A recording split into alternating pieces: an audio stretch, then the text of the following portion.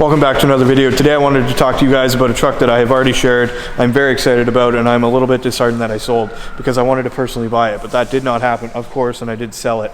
So this is the 2019 RST Extreme that we have talked about previously with the Rockstar red accents, Z71, of course, beautiful truck, red accents on the front, subtle but very classy details. It is currently in getting washed and prepped for delivery, which is pretty exciting.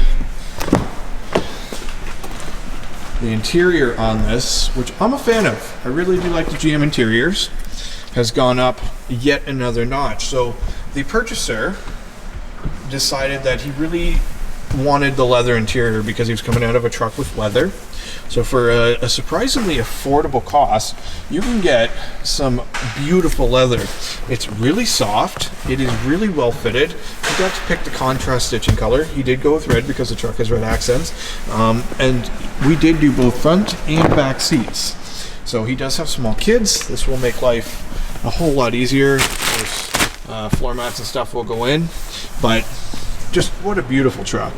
Tonneau cover, spray in box liner. This thing is well equipped and ready for the road.